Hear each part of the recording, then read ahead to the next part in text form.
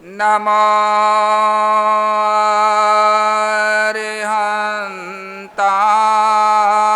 अरिहन्तानां नमो सिद्धाणां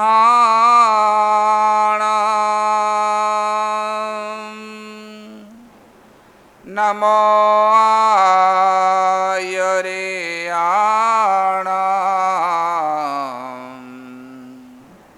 नमो उवज्जायाणां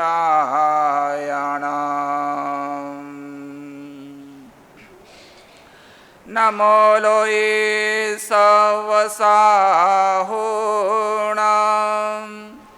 एषो पञ्चनमोकारो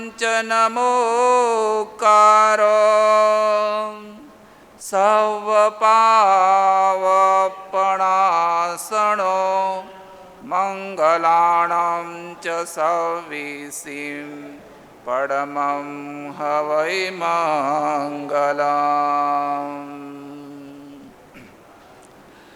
अर्हन्तो भगवन्त इन्द्रमहिता सिद्धा च सिद्धिस्थिता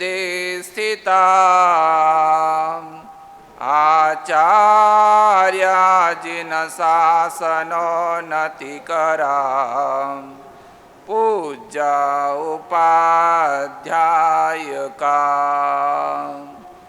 श्री सिद्धांत सुपाठका मुनिवरा रत्नत्रयाराधका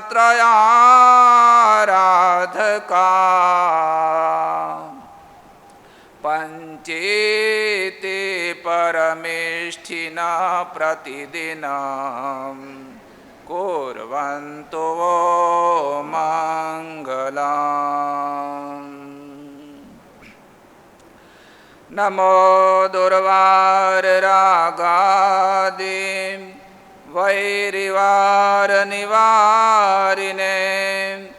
अर्हते योगिनाथाय महावीराय तायिने ओंकारबिन्दुसंयुक्तं नित्यं ध्यायन्ति योगिनः कामदां मोक्षदां चैव ओंकाराय नमो नमः अज्ञानतिमिरन्धानां ज्ञानञ्जनशलाकया नेत्रममीलितं येन तस्मै श्रीगुरवे नमः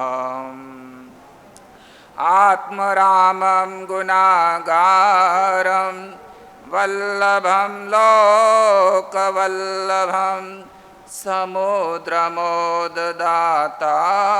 समुद्रमोददातारम् इन्द्रदीनं नमाम्यहं नित्यानन्दं नमाम्यहम् विराजो वल्लभ गुरु के चरणों में मैं नित उठ शीश नमाता हूँ।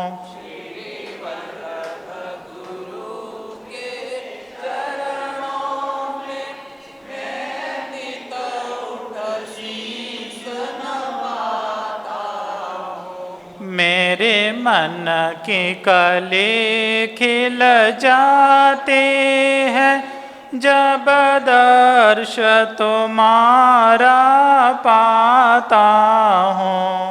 मेरे मन की कली खिल जाती है जब दर्श तुम्हारा पाता हूँ। मुझे वल्लभ नाम ही प्यारा है, मुझे वल्लभ नाम ही प्यारा है, मुझे वल्लभ नाम ही प्यारा है, मुझे वल्लभ नाम ही प्यारा है। इस यही का मुझे सहारा है। महाराजों के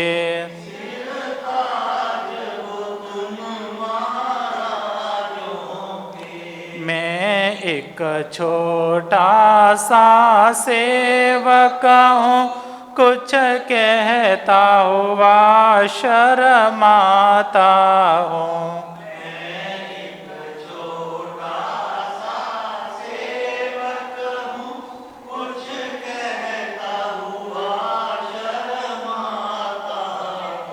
गुरु चरणों में है अर्ज यही,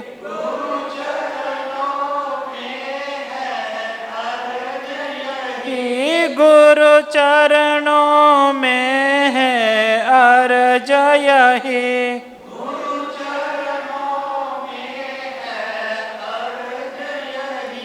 बढ़ती दिन रात रहे भक्ति,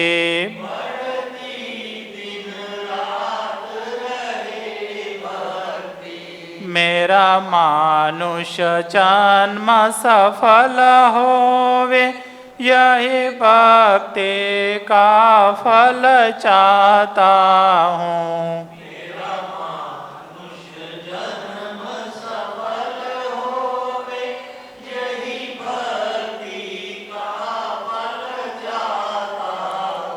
श्री वल्लभ गुरु के चरणों में मैं नित उठ शेष नमाता हूँ।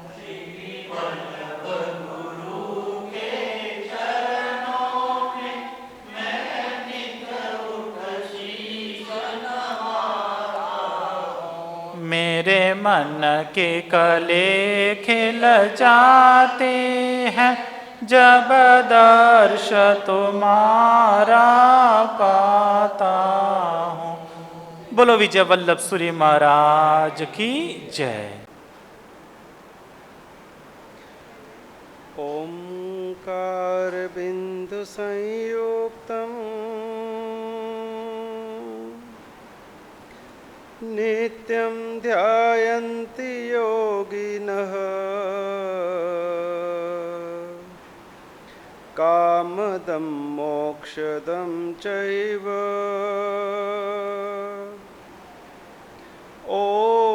ओंकाराय नमो नमः। आत्मारामं गुणागारं वल्लभं लोकवल्लभम् समुद्रं मोददातारम् इंद्रदिन्नं नमाम्यहम्। नित्यानन्दं नमाम्यहम्।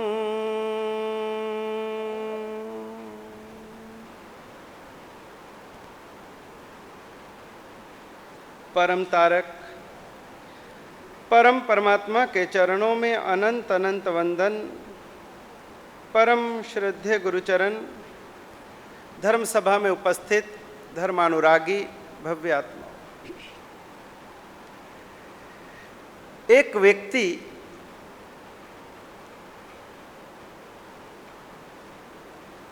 एक अपने गधे के ऊपर बढ़ते बढ़ते बढ़ते जहां पूरे गांव का नगर का कचरा इकट्ठा होता है उसके आगे खड़ा है। क्या कोई व्यक्ति कचरा घर के आगे खड़ा रहता है?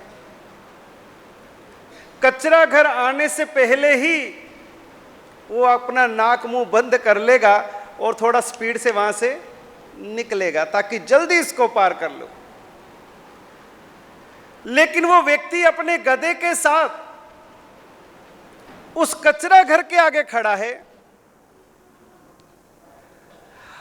और वहां से गुजरने वाले लोग उसको देख के हैरान हैं, परेशान हैं कि अरे कमाल है, जिस कचरे घर के आगे 1 सेकंड भी रुकना मुश्किल है और ये व्यक्ति यहां पर खड़ा है, गधे को लेकर के खड़ा है या गधा इसको लेकर खड़ा है, भगवान जाने। आखिर किसी ने उसको पूछ ही लिया कि अरे भाई साहब, क्या बात है, आप इस कचरे घर के आगे, गंदगी के घर के आगे, कूड़े के ढेर के आगे आप खड़े हो, आप यहां से हटते क्यों नहीं? उसने कहा कि देखो भाई साहब, ये मेरा पर्सनल मामला है, ये मेरा पर्सनल मामला है, मैं यहां खड़ू, वहां खड़ू, वहां खड़ू, आपको क्या लेना देना? और दूसरी बात कि ये जो मेरा गधा है, ये गधा मेरा बड़ा विचित्र है। पहले समय होता था कि मैं इस गधे को चलाता था, मैं इस गधे को जब भी बाजार लेकर के जाता था, बाहर लेकर के जाता था, और मैं इसको करता तो तू इधर चल, लेकिन ये गधा उधर चलता था, तो मैं इसको खींच खींच के बाजार में अपनी इच्छा से इसको ले जाने की कोशिश करता था, पर यह गधा दूसरी दिशा में जाने की जिद करता था। अब बाजार था, हजारों लोग आते थे, सैकड़ों लोग देखते थे। मेरी और गधे की कशमकश बाजार के बीच मैं उसको इधर ले जाना चाहता हूं और वो मुझे उधर ले जाना चाहता है। सारी बाजार के अंदर में लोगों के बीच में बड़ी बड़ी फजीहत होती, मेरा बड़ा मजाक होता। लोग मेरे को और गधे को भिड़ंत करते हुए देखते। फिर मैंने सोचा क्यों ना इसको चेंज कर दिया जाए। मैं इस गधे को जहां ले जाना चाहता हूं, ये मेरी इच्छा से नहीं आ सकता है, नहीं चलता है, नहीं मानता है। छोड़ो इसकी बात को, बाजार में बड़ी फजीहत होती है, मजाक होता है। ऐसा करो, अब गधे के ऊपर छोड़ दो, गधा मुझे जहां लेकर के जाए उसके साथ चल पड़ो। गधा जहां ले जाए उसके साथ चल पड़ो। और तब से अब मुझे बड़ा आराम हो गया है। अब मुझे गधे को खींचना नहीं पड़ता। अब गधा अपनी इच्छा से चलता है, अपनी इच्छा से जाता है, अपनी इच्छा से रुकता है, और मैं उसके साथ साथ चला जाता हूं। अब बाजार में कोई मेरा मजाक नहीं होता, मेरी फजीहत नहीं होती, और अब मैं बड़ा सुखी हो गया हूं। अब वो गधा कचरे घर के आगे खड़ा है, कूड़ेदान के आगे खड़ा है, उसको कोई लेना देना नहीं। अब गधा जहां ले जाए वहीं जाने को राजी। थोड़ा सा हम अपने ऊपर गौर करें, क्या हमारी स्थिति उस व्यक्ति के जैसी तो नहीं कि पहले हम अपने मन को अपने अनुसार चलाने की कोशिश करते थे, लेकिन यह मन नहीं मानता, नहीं सुनता। हम मन को कहते हैं कि आजा भैया समाई कर ले, आज नहीं। हम मन को कहते हैं उठ भैया जल्दी उठ, प्रभु का दर्शन कर ले, अभिषेक कर ले, आज नहीं। हम मन को कहते हैं कि अरे गुरुदेव आए हैं, ज्ञानी गुरु भगवंत आए हैं, प्रवचन का समय है, चल भैया 2 घड़ी प्रवचन सुना, बिल्कुल नहीं। हम मन को अपने अनुसार चलाना चाहते थे, मन नहीं मानता। फिर हमने क्या कर दिया, मन को छोड़ दिया, चल भैया ठीक है, अब तू जिधर ले जाए उधर चलता हूं। और अब हम मन को मन हमें कहां ले जाता है? मन हमें कचरा घर की तरफ लेकर के जाता है। मन हमें कूड़े घर के आगे खड़े कर देता है। मन हमें गंदगी के आगे खड़े कर देता है। मन हमें कषायों के गटर के आगे खड़े कर देता है। विषय वासनाओं के विषैले विष के आगे खड़े कर देता है, और हम वहां जाके खड़े हैं। हमारी स्थिति भी उस व्यक्ति के जैसी है कि जो अपने गधे को लेकर के कूड़ेदान के आगे खड़ा है, और हम भी इस मन के कहे के अनुसार चलते हैं, तो मन हमें अच्छी जगह पे नहीं ले जाता। मन हमें अच्छी जगह पे नहीं ले जाता, मन हमें भटकाता है, मन हमें नचाता है, मन हमें गलत दिशा में ले जाता है। आप मन को धर्म में लगाओ तो मन आपको बाहर ले जाएगा। इसलिए हम किसके कहे से चल रहे हैं? मन के कहे से चल रहे हैं, मन के कहे से जी रहे हैं। और जब तक मन के कहे से चलते रहेंगे, मन के कहे से जीते रहेंगे, तब तक हम कभी भी इस मन की शांति को प्राप्त नहीं कर सकते। हम मन के मालिक हैं या मन के गुलाम हैं? हमारी स्थिति क्या है? हम इस मन के मालिक हैं या इस मन के गुलाम हैं? वर्तमान में हमारी स्थिति क्या है? हम मन के कहे से चलते हैं या मन को अपना कहा मनवाते हैं? क्या होता है? जो मन कहता है वो हम करते हैं, तो हम मन के गुलाम हैं। थे हम मालिक, हो गए गुलाम। और इस गुलामी के कारण ये जितने भी दुख हैं हमारे, जहां जहां मन हमें भटकाता है, ले जाता है, उसके कारण से हमारा ये मन परेशान है, चिंतित है, तनाव में है, टेंशनों में है, क्योंकि मन जाता ही गलत दिशा में है। जहां शांति है, जहां हमारे मन को, तन को, आत्मा को विश्राम मिलता हो, फिर भी मन वहां जाने को तैयार नहीं, ले जाने को तैयार नहीं। मन भटकाने को तैयार है। भैया चलो घूमने चलो, चलो खाने चलो, चलो खेलने चलो। हमारे मन के ऊपर में ज्यादा छाप किसकी? हमारे मन के ऊपर में ज्यादा छाप अच्छाई की या बुराई की? हमारे मन के ऊपर किसकी छाप है? बुराई की छाप है। बुरे रास्ते पर हमारा मन झट चलने को तैयार है, अच्छे रास्ते पर हमारा मन चलने को तैयार ही नहीं होता। धक्का मारो तब भी नहीं। तन से हम आ जाते हैं, मन तो फिर हमारा पीछे ही बैठा है।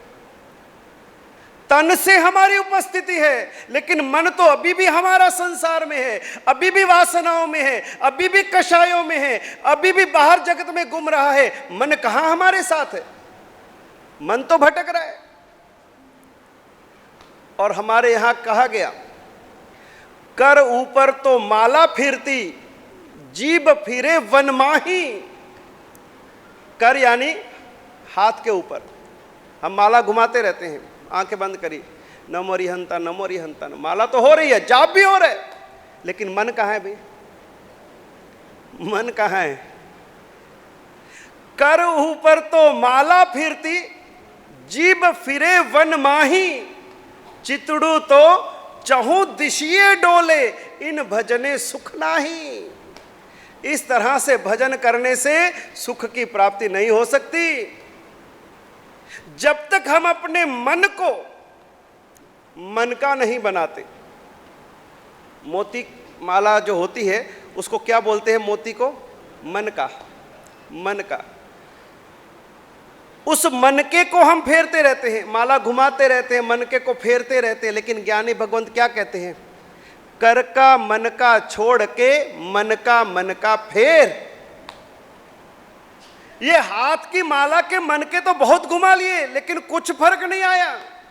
अब थोड़ा सा अंतर डाल, इस कर के मनके के साथ साथ में इस मनके को भी फेर। कर का मन का छोड़ के मन का फेर। जिस दिन मन का फेर दिया, उस दिन फिर हमारी जीत ही जीत है, उस दिन सुख ही सुख है, उस दिन आनंद ही आनंद है, अमृत ही अमृत है।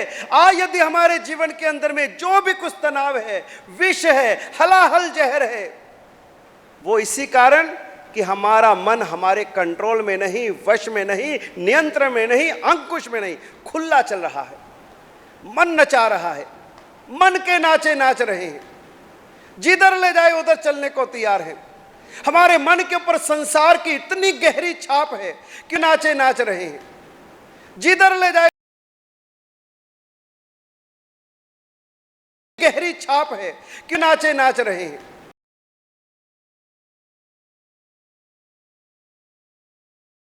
गहरी छाप है कि नाचे नाच रहे हैं।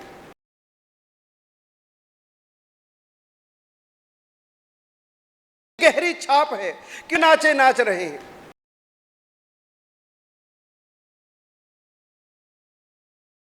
गहरी छाप है कि नाचे नाच रहे हैं।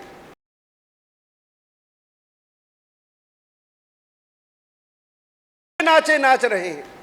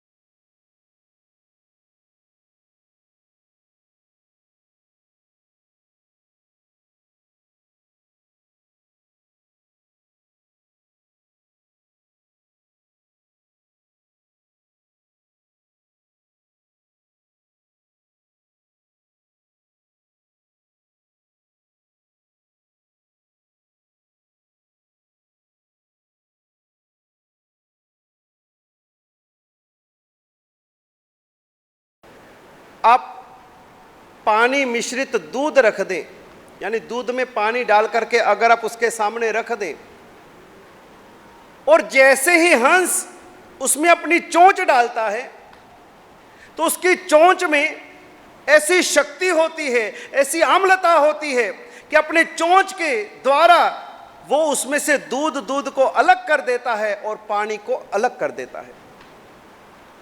और फिर क्या करता है, सार रूप में दूध को ग्रहण कर लेता है और असार रूप में पानी का त्याग कर देता है। ये विवेक शक्ति हंस के पास होती है। और जो हमारे पास यहाँ पर विवेकी पुरुष होते हैं, ज्ञानी पुरुष होते हैं, उनको हमारे यहां पर परमहंस कहा जाता है। ऐसे हंस को हमारे यहां पर अच्छा कहा गया। अब मैं आपसे पूछूं, सूअर को आप अच्छा कहोगे या बुरा कहोगे? आपकी निगाह में सूअर कैसा प्राणी है? अच्छा है या बुरा है?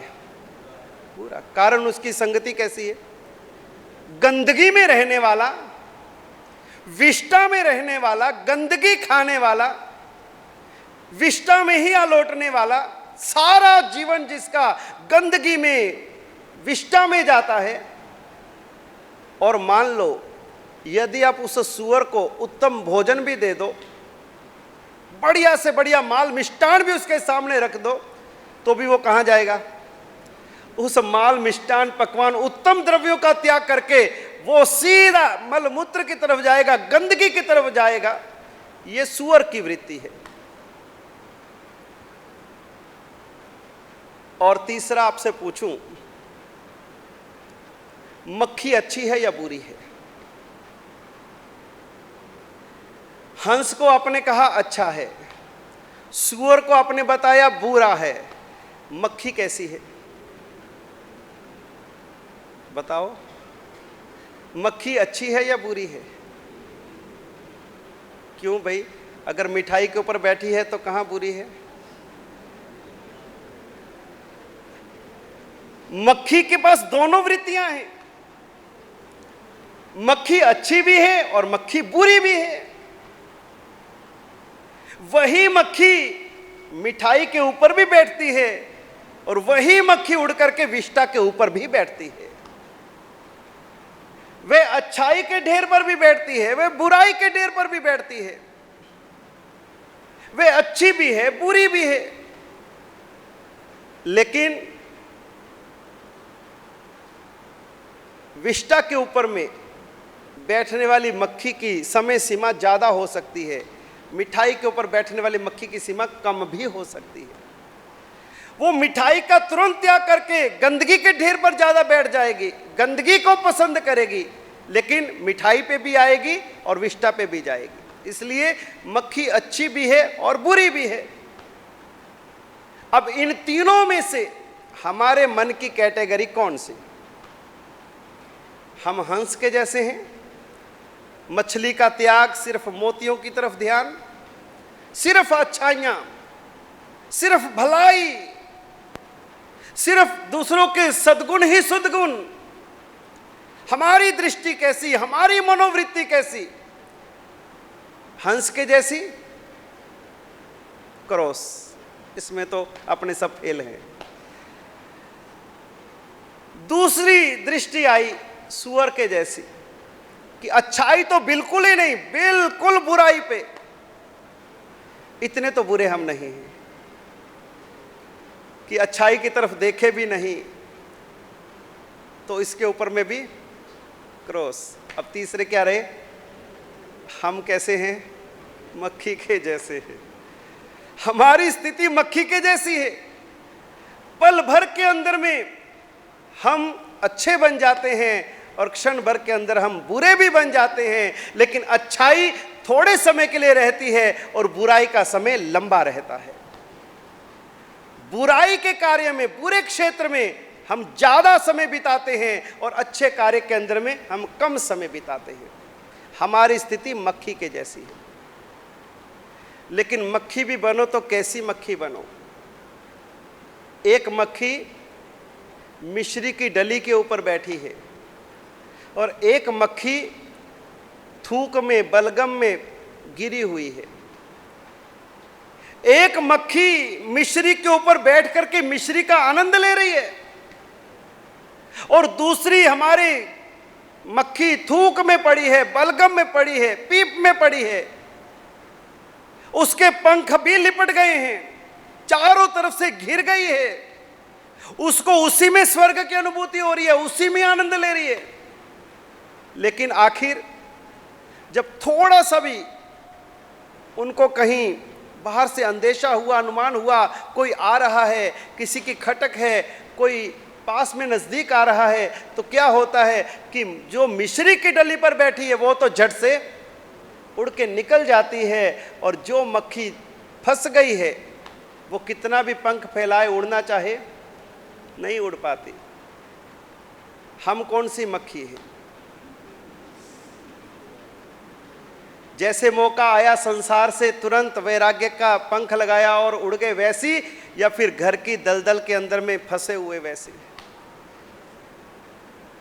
बड़ी कोशिश करते हैं उड़ जाए निकल जाए, लेकिन हमारे पंख उस दलदल में इतने फंसे हुए हैं, इतने जकड़े हुए हैं कि हम उसमें से नहीं निकल पाते, और आखिर वहीं पर ही हमारी समाधि हो जाती है, जीवन उसी में पूरा हो जाता है। मक्खी बनो तो मिश्री के जैसी, संसार का आनंद भी ले लिया और मौका आया तो उड़ भी गए। लेकिन हम तो महाराज जी फंसे रहने दो, सानू कड्डो ना। अगर आपने निकाला तो हम मर जाएंगे, इसी में जीने दो, इसी में रहने दो, अगली बार देख लेंगे महाराज जी, अगला जन्म भी तो होना ही है ना, अगली बार फिर मिल लियो सानू। अरे इस जन्म में नहीं हमारा ठिकाना तो अगले जन्म में क्या ठिकाना पड़ेगा? इस जन्म में मिला है तो अगले जन्म में मिले या ना मिले, क्या गारंटी? कुछ पता नहीं है। लेकिन जब तक हम अपने मन को नहीं जीतेंगे, मन को नहीं साधेंगे, मन को हम पूरे संकल्प के साथ में, नहीं तुझे इधर नहीं जाना, तुझे इधर नहीं देखना, तेरे को ये कार्य नहीं करना, ये तेरे हित के लिए नहीं है, तेरी आत्मा के लिए नहीं है, तेरे लिए सुखकारी नहीं है, इसलिए भैया इससे हट जा। और मन को तो भैया एक बार तो आपको मनाना पड़ेगा, एक बार तो उसको लताड़ लगानी पड़ेगी, एक बार तो हंटर चलाना पड़ेगा। इतने जन्मों से ये मन हमारे को घुमा रहा है, इतनी जल्दी तो वश में नहीं आएगा, इतनी जल्दी तो कंट्रोल में नहीं आएगा। हमारे यहां पर मन को बंदर से उपमित किया है। आपने देखा होगा इतने सारे प्राणी हैं, इतने सारे प्राणी हैं, उनमें से सबसे चपल यदि कोई प्राणी है, सबसे चंचल यदि कोई प्राणी है, तो वो कौन सा है? बंदर। एक सेकंड भी टिक के नहीं बैठ सकता, पल में यहां फुदक के वहां, फिर वहां। अब बंदर की दिनचर्या को देखो, सारा दिन फुदकता है, सारा दिन। तो हमारे ज्ञानी भगवंतों ने इस मन को बंदर की उपमा दी कि ये मन क्या है? बंदर के जैसा है। मारो मन वांदरो रे, पल में उड़ी रे फदाका मारे। हमारा मन तो बंदर है, हम इसको रोकते हैं उतना भागता है। यहां तक कि हमारे आनंदघन जी महाराज ने भी कह दिया, महान अध्यात्म योगी आनंदघन जी महाराज ने भी कहा कि सबको साध लिया है, लेकिन इस मन को साधना बड़ा कठिन है। ये मन नहीं मानता।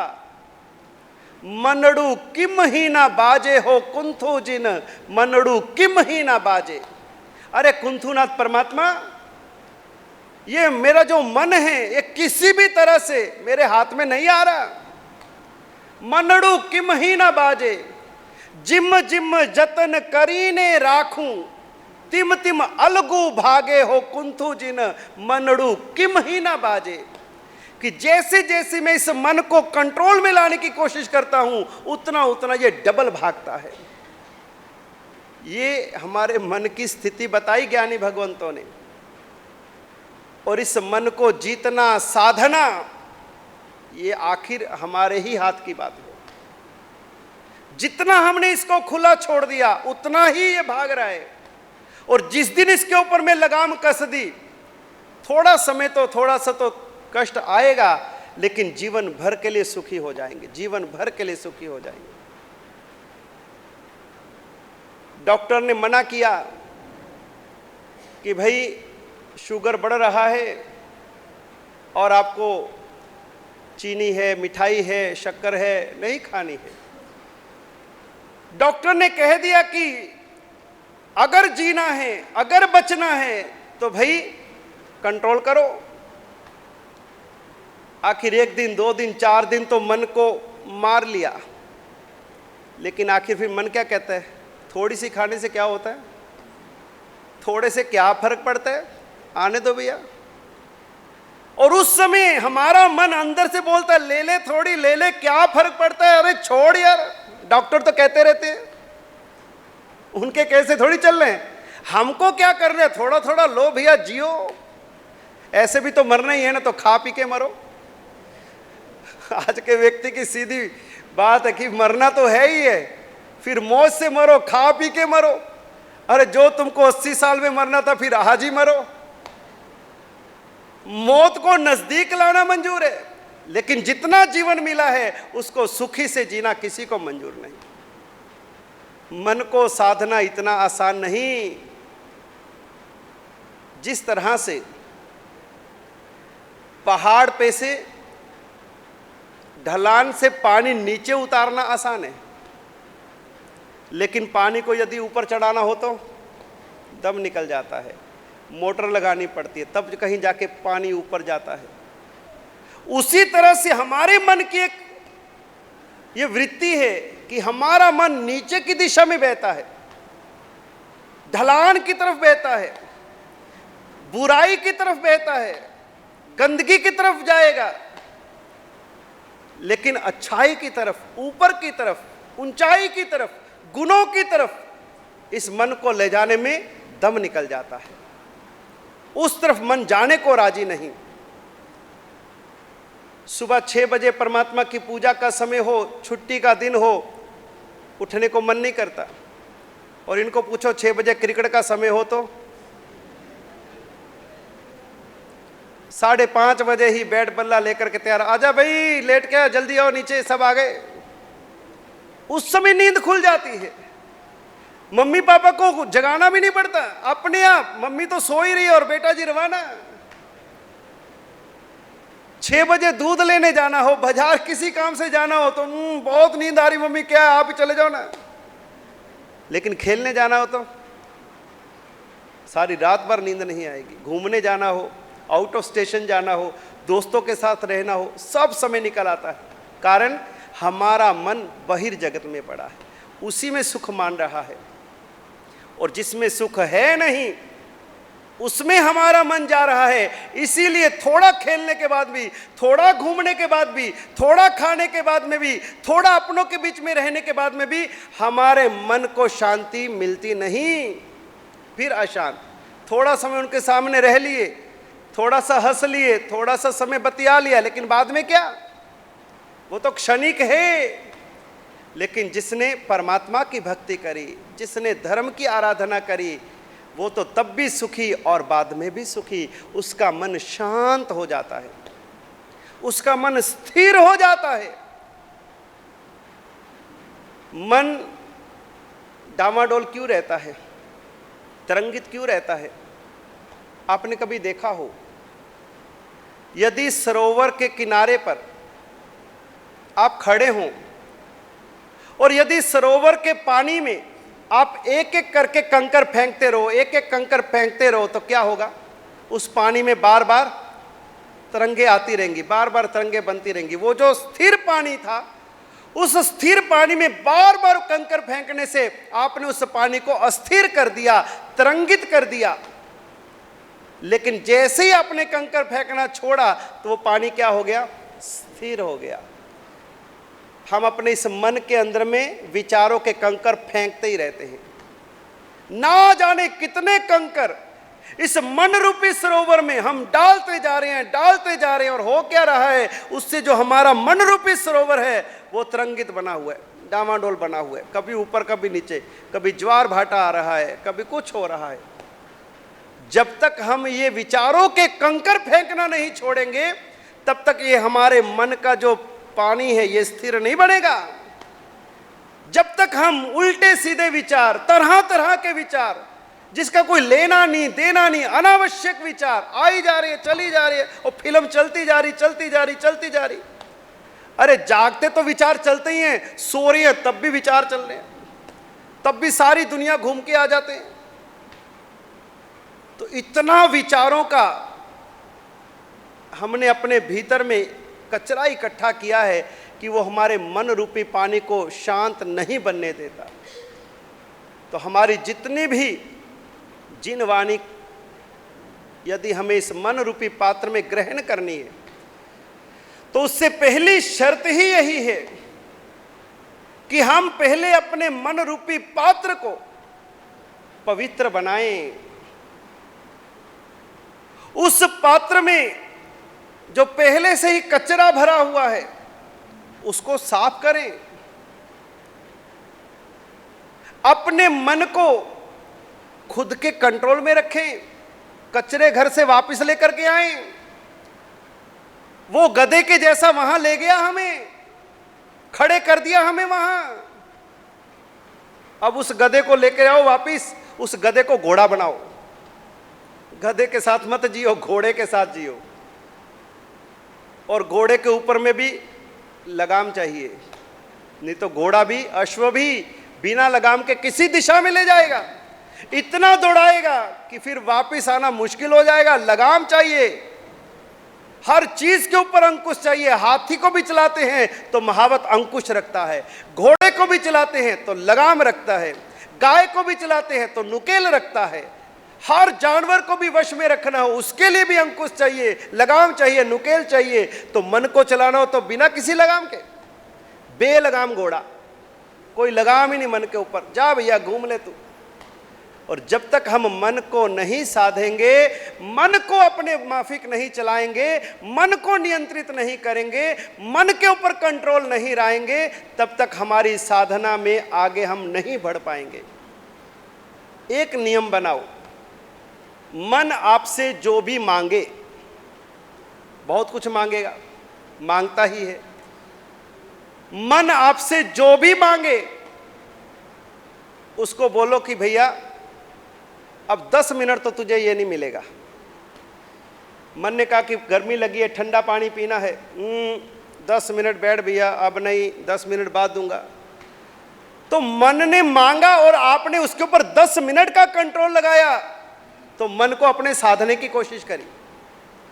10 मिनट भी यदि आपने उसके ऊपर में जीत लिया तो मन को लगेगा कि पहले तो मैं मांगता था तुरंत मिल जाता था, मुझसे कोई पूछते नहीं थे, अब तो भैया मुझे पूछा जाता तू कहाँ जाके आया, तू क्यों मांग रहा है, तुझे नहीं मिलेगा, बाद में मिलेगा। तो ये जो मन हमारा भटक रहा है वो धीरे धीरे धीरे धीरे हमारे कंट्रोल में आ जाएगा। जो बच्चा घर में रात को घर से बाहर रहता है, 9 बजे घर आया तो माता पिता ने पूछा नहीं, आके सो गया। अगले दिन 9:30 बजे आया, माता पिता ने कोई परवाह नहीं कही, कोई बात नहीं। अगले दिन 10 बजे आया, फिर 11 बजे आया, 12 बजे आया। यदि उस बच्चे को नहीं पूछा जाएगा तो वो बच्चा उदंड हो जाएगा, आपके कहे से बाहर चला जाएगा, फिर आप कहोगे तो आपके वश में नहीं आएगा। और यदि बच्चे को पहले दिन ही कह दिया आज लेट क्यों आया, कल से खबरदार अगर 9:30 से बाद में घर आए तो जैसे ही उसको आपने कहा तो उसके दिमाग में बात बैठ गई कि भैया यहाँ तो डांट पड़ती है, लेट आने पर यहाँ पर दंड मिलता है, इसलिए वो समय से घर आएगा। और जिस बच्चे को नहीं पूछा जाएगा वो उदंड हो जाएगा। उसी तरह से इस मन को नहीं पूछेंगे, ये उदंड हो गया है। और जिस दिन पूछना चालू कर दिया ये हमारे कंट्रोल में आना शुरू हो जाएगा।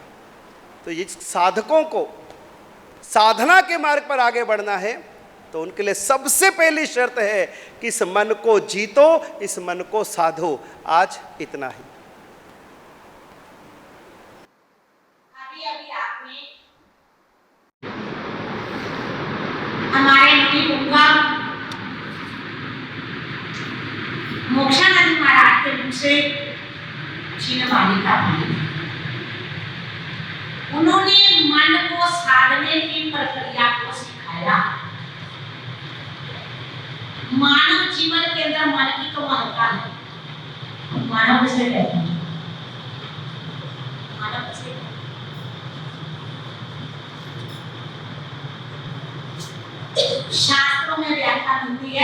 मननाति मानवः पश्यति इति पशुः।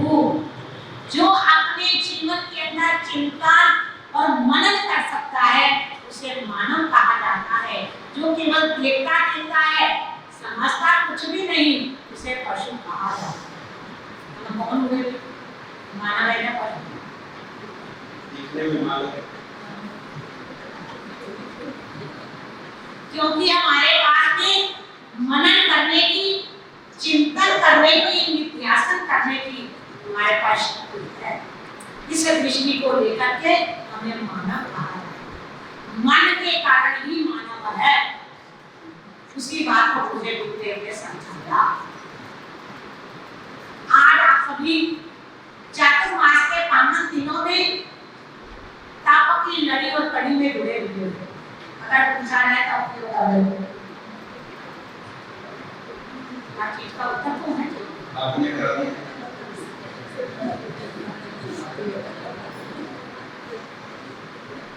आप तप क्यों कर रहे हो?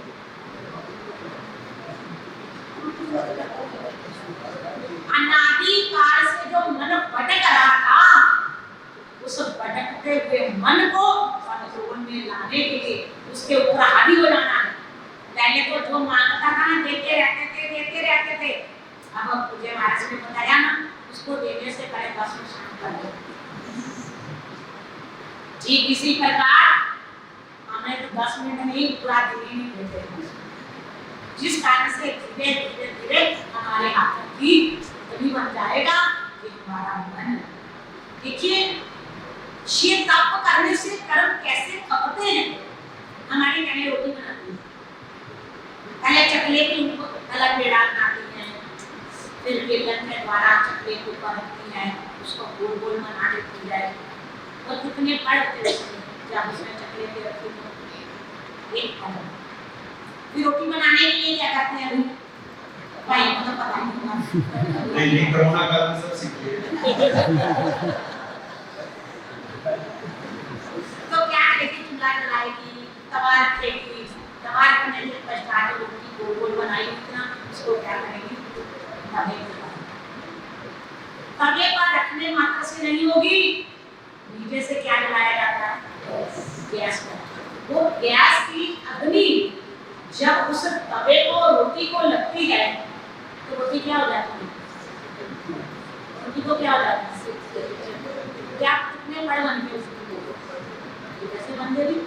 नीचे चक्रे पर थी तो एक पड़ था, जैसे इसको तवे पर रखा, नीचे से गैस जलाया और रोटी को इधर उधर से किया, कितने पड़ बन गए? कैसे होगी? आश्चर्य, एक पड़ से 2 पड़ बनाने वाली नीचे की अग्नि है। ठीक इसी प्रकार हमारी आत्मा और कर्म दोनों एक होते हैं, एक पड़ बन गए। आत्मा और कर्मों का एक ही पड़ बन गया। अब दोनों को अलग अलग करना है, तो दोनों को अलग अलग करने के लिए क्या करना पड़ेगा? अग्नि चाहिए। कौन सी अग्नि चाहिए? तो कहने की जरूरत नहीं कौन सी अग्नि चाहिए। अग्नि का सेक लगते ही जो हमारी आत्मा और कर्म का एक पड़ उठ चुका था, बस अग्नि का ताप का सेक लगा, तो कर्म अल्लाह का आत्मा से निकल गए और आत्मा शुद्ध।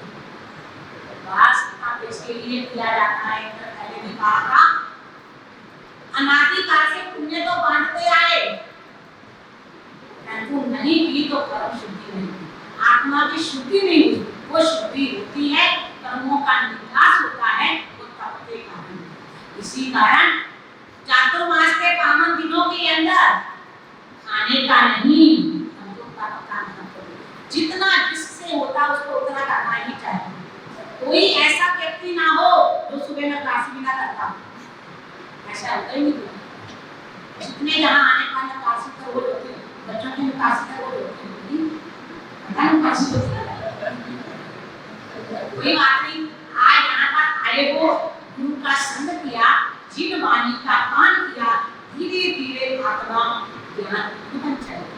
इसलिए सबसे पहले नकाशी चालू करें, कोसी, साठ कोसी, कितने प्रकार के प्रश्न सुनते आएगा, 10 प्रकार के प्रश्न अष्टम होते हैं तो हमारी बहनों तो अष्टम के अंदर छठ के अंदर उपवास के अंदर आंबे के अंदर सब लगे हुए हैं कोई ना कोई कथा भाई बहन पाली करेंगे आंबे की लड़ी के अंदर हमारी सुभाष बहन और ज्योत्सना बहन जब से चातुर्मास रहता है इन्होंने यहाँ की मीठी मीठी रोटी नहीं खाई तीखा तीखा कुछ नहीं खाई प्रतिदिन इनके आंबे का हमारी सुभाष बहन का बहुत ही लंबा कहना आसान होता है करने को जो करता है उसकी को प्रेरणा करनी चाहिए उसकी अनुप्रेरणा करनी चाहिए तो सुभाष बहन जोशर का अमीन और अठम के अंदर हमारी गीता बहन कमल कुमार जी आदिश बहन मधुरी वाले उनका वैसे तो उनके नाम बहुत सारे भारी होते हैं किसी का मन वो पैदा करने का पहले भी कर सकता है अभी आपका समय आने पर अठम आएगा ऐसा बना दिया खाना आपका अठम आने वाला है अठम आ जाएगा तो जल्दी आप खाना भी पूरा हो जाएगा तो इस तरीके से कार्ड भी आते हैं तो पहले कार्ड दिए तो उसको का नंबर नहीं लिखा होगा जो कार्ड लेके गए वापस कर दो और नंबर वाले कार्ड है वो सबके नीचे उस तरह के नाम लिखना बनाना भी जगह करने नाम भी हमने आपको आशीर्वाद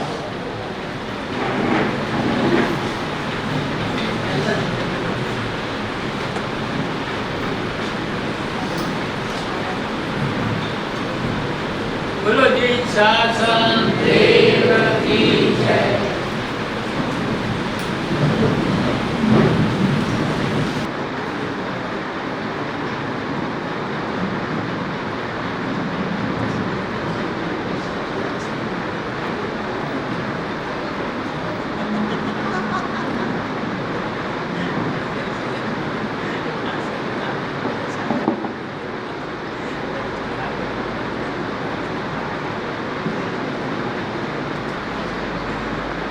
प्रतिदिन प्रवचन का समय 9:15 से 10:15 बजे तक कृपया ज़्यादा से ज़्यादा संख्या में प्रहार कर हमें लाभ अवश्य दें।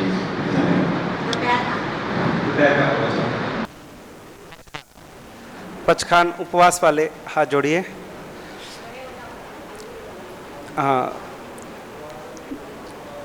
सूर्योगे अवतठम पचखाई चौवीहम प्यारम तिवीहम प्यारम असनम पानम खाइम से पानहार पौर्षिम साह पौर्षिम नथन सहसा गरणम पच्छन कालीन दिशम साहु वर्षन पाणस अलवेनवा अलवेनवा छिनवा बहुल वेन सतन वो सिरई अयम बिल एकाशना ब्याशना उगे सुरे नमकार संयम पौर्षिम सर्व चखाई उगे सुरे चौवीहम प्यारम असनम पानम खाई मम सयम नथन सहसा गरणम पच्छन कालीन दिशा वर्षन अयम बिलम निवि विगयोपचखाई अनथनम उन सहसा कर लेवल पड़ी गासनम चखाई ब्यासनम चखाई तिवीहम प्यारम असनम खाइमम सेम सहसा गर्सा गार्य गारिणम आउंटन पसारे गुरु बुठन पारिठवणीय गारिण महत्तर सतन पानस अलवेनवा अलवेनवा छिनवा भनसन वो सिरई